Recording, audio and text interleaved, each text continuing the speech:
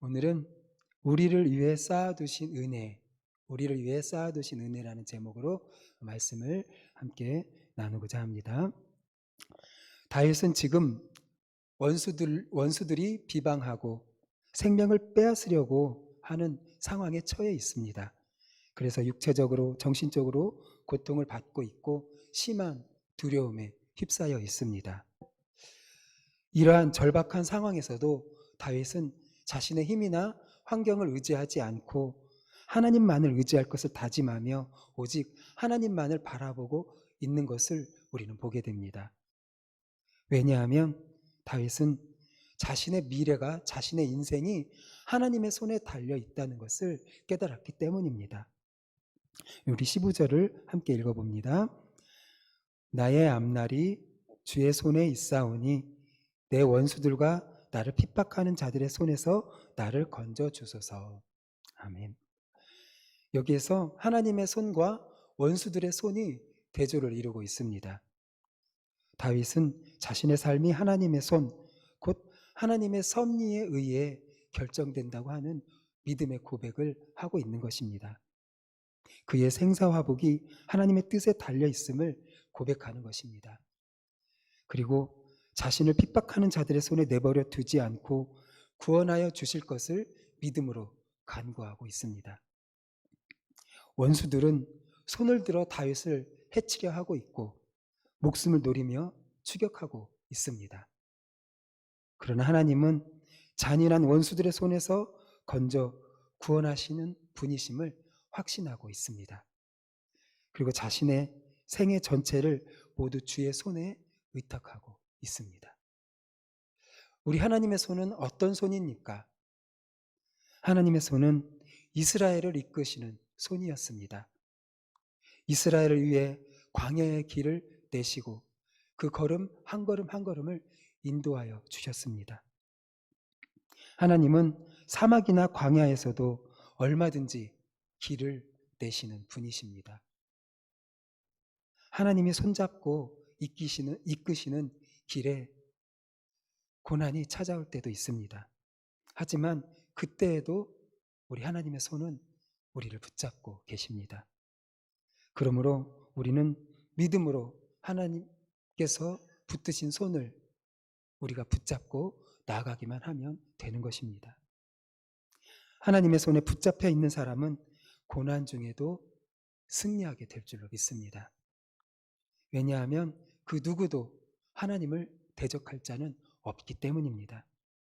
하나님을 이길 자는 그 아무도 없습니다. 혹시 하나님이 우리를 고난 가운데 잠시 두신다 하더라도 그 배후에서 역사하시고 주관하시는 분은 하나님의 손길입니다. 원수들과 대적자들이 우리를 아무리 위협한다 할지라도 그것은 하나님이 허락하시는 범위 안에서일 뿐입니다.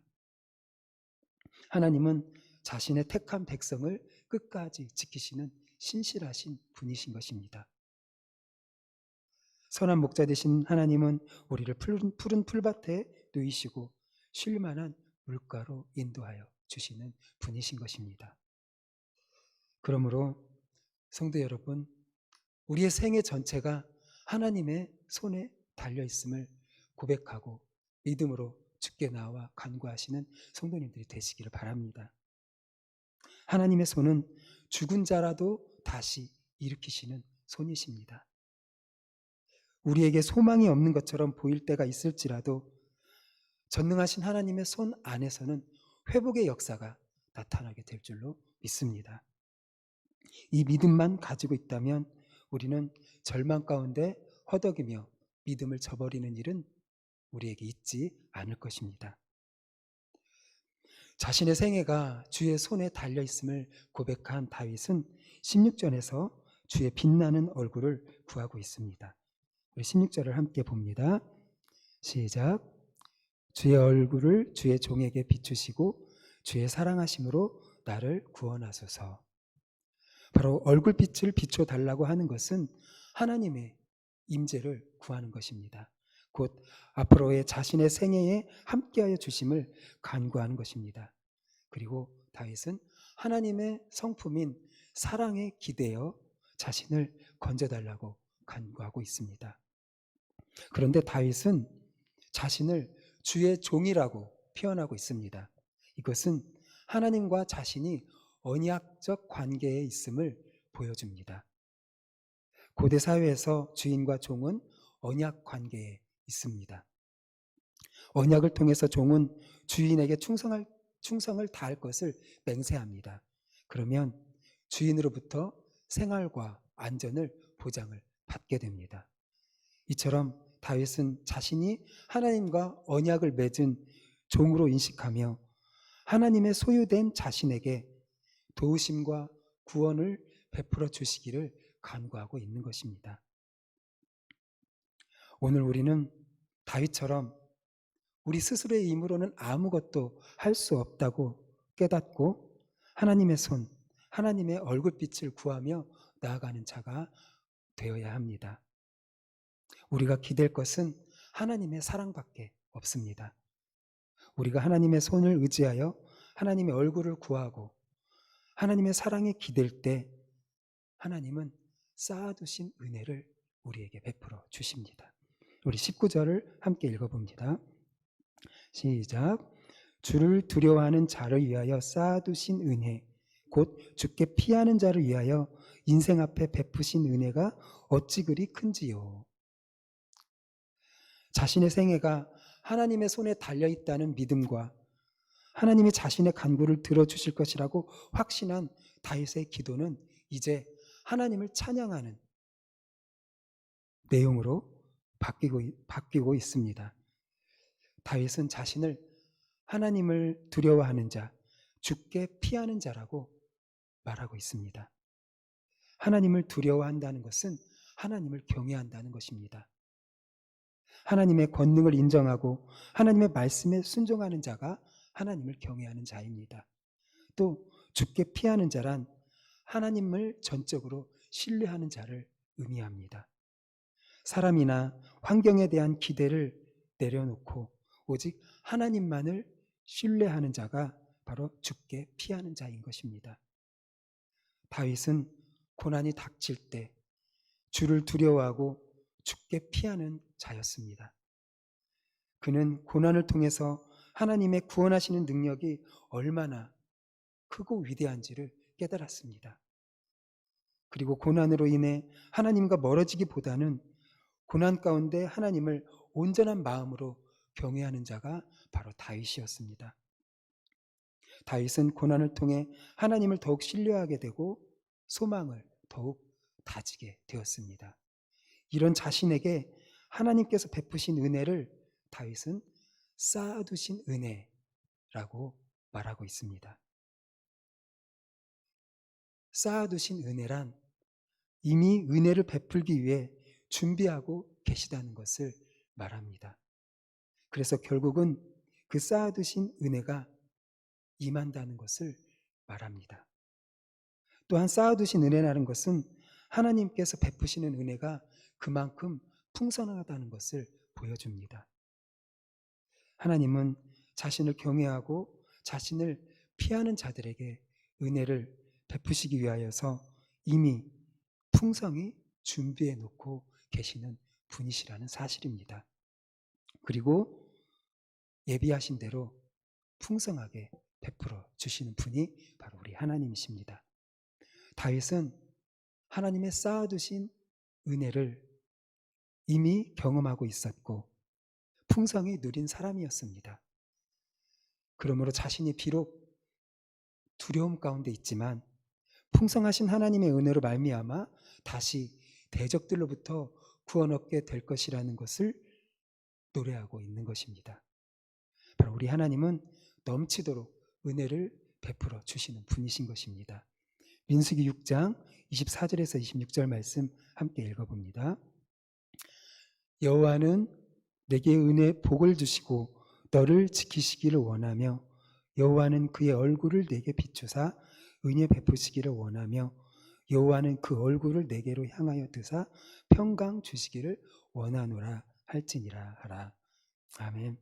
바로 하나님께서 우리에게 복 주시기를, 은혜 주시기를 평강 주시기를 원하신다는 것을 기억하며 고통 중에 있을지라도 하나님의 은혜와 사랑을 구하는 자가 되어야 할 것입니다.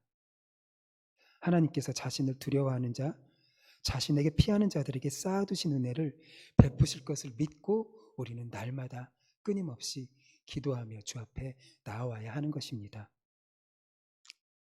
믿음으로 사는 사람은 바로 하나님의 은혜로 사는 사람을 말합니다. 믿음의 사람은 모든 것이 하나님의 은혜임을 날마다 고백하며 살아갑니다. 모든 것이 하나님의 은혜요, 모든 것이 하나님의 사랑이라는 것을 인정하는 것이 바로 하나님의 풍성한 은혜를 누리는 비결인 것입니다. 풍성한 은혜를 예비해 두신 하나님께 나아와서 날마다 간구하시는 성도님들이 되시기를 바랍니다. 전 인생을 통해 이미 베풀어 주셨고 또한 앞으로 베풀어 주실 은혜와 사랑을 깨닫고 감사로 고백하며 주 앞에 나와야 할 것입니다. 인생을 살아가는 힘이 우리 자신에게 있는 것이 아니라 하나님의 손에 있다는 것을 깨닫는 자는 하나님을 신뢰하며 어떤 상황에서라도 기도하는 자리를 지켜나갑니다. 바로 고난을 이기는 길은 하나님 앞에 나와 간구하는 길밖에 없다는 것을 알기 때문입니다. 야고보서 5장 13절을 보면 너희 중에 고난을 당하는 자가 있느냐? 그는 기도할 것이요. 즐거워하는 자가 있느냐? 그는 찬송할지니라 라고 우리에게 교훈하여 주고 있습니다. 고난을 당한다고 해서 누구나 기도하는 것은 아닙니다. 또한 기쁘다고 해서 모두 하나님께 찬양과 영광을 돌리는 것은 아닙니다. 자신의 인생 생사화복이 하나님의 손에 달려있음을 인정하는 자, 하나님의 손을 의지하는 자가 주 앞에 나와 기도합니다. 그리고 하나님의 손이 행하신 결과임을 깨닫는 자가 하나님께 찬송과 영광을 돌리는 것입니다.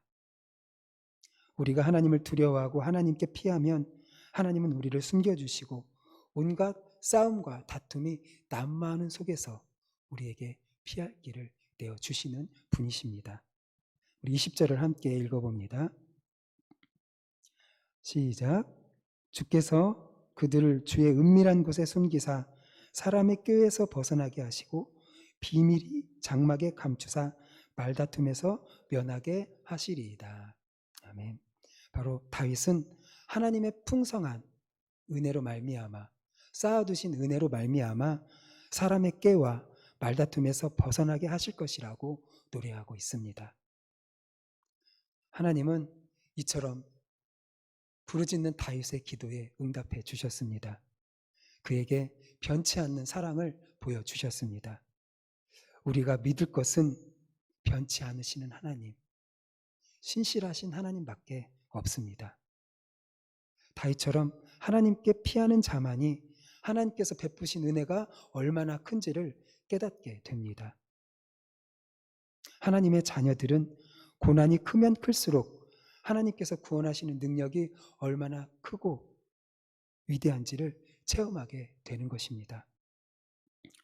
사방이 꽉 막혀 있는 두려움 가운데 있을 때에 하나님을 신뢰하며 도움을 구할 때 하나님은 친히 손을 내밀어 우리를 붙잡아 주십니다. 하나님의 손이 이끄는 인생길에는 출구가 있습니다. 우리 눈에 보이지 않는다고 해서 길이 없는 것은 아닙니다. 우리가 보지 못하는 새로운 길을 내시고 걸음을 인도하시는 분이 바로 우리 하나님이신 것입니다. 예레미야 29장 11절에 보면 여호와의 말씀이라 너를 향한 나의 생각을 내가 아나니 평안이요 재앙이 아니니라 너희에게 미래와 희망을 주는 것이니라. 바로 하나님은 우리에게 미래와 희망을 주시는 분이신 것입니다.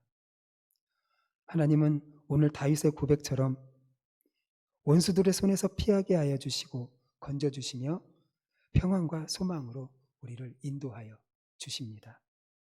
그러므로 우리의 인생의 앞길을 하나님께 맡기는 하나님의 손에 의탁하는 우리 모두가 되어야 할 것입니다. 하나님의 손이 우리를 붙잡고 앞장서 가시기 때문에 우리의 길은 열리게 되어 있습니다. 하나님은 고난받는 자신의 자녀들을 위해서 풍성한 은혜를 준비해 놓고 계십니다. 우리의 기대를 뛰어넘어 그리고 다른 것과 비교할 수 없는 큰 은혜를 베풀어 주시려고 예비해 두셨습니다. 하나님을 경외하며 하나님께 피하는 자들을 위해 풍성히 쌓아두신 은혜를 오늘 하루의 삶 속에서 풍성히 누리시고 감사로 고백하며 나아가시는 성도님들이 되시기를 예수님의 이름으로 축복합니다. 함께 기도합니다. 우리를 향한 하나님 아버지의 사랑이 크고 넘침에도 불구하고 아버지를 신뢰하지 못하는 우리들의 죄악과 우리들의 연약함을 용서하여 주시옵소서. 우리를 둘러싸고 있는 많은 어려움과 문제 속에서 내가 할 수 있는 것이 아무것도 없음을 인정하며 하나님의 손에 맡기고 주를 경외하고 신뢰함으로 우리를 위해 쌓아두신 은혜를 풍성히 누리는 오늘 하루가 되게 하여 주시옵소서. 예수님의 이름으로 기도드립니다. 아멘. 우리 함께 기도할 제목은요, 오늘 또 우리를 위해 쌓아두신 주님의 풍성한 은혜를 바라보며 주 앞에 간구하는 우리들의 모습들이 되게 해주시라고 기도드리고, 또 우리 교회가 그 풍성한 은혜로 함께 나누는 그런 복된 교회, 또 세상을 향하여서 진리의 빛을 드러내는 교회 되게 해주시기를 기도드리고, 또 코로나19 사태가 빨리 종식되어서 모든 예배가 회복되고 특별히 우리 주일학교 학생들의 믿음이 약해지지 아니하고 더욱 신앙에 있어서 더 진보가 나타날 수 있도록 우리 학생들 위해서 기도해 주시고, 또 연약한 성도들, 요양원에서 또 병원에서 치료하고 있는 성도들 위해서 기도해 주시고, 또 우리 각자의 기도 제목을 가지고 기도하시다가 돌아가시면 되겠습니다. 우리 주여 한번 부르고 기도합니다. 주여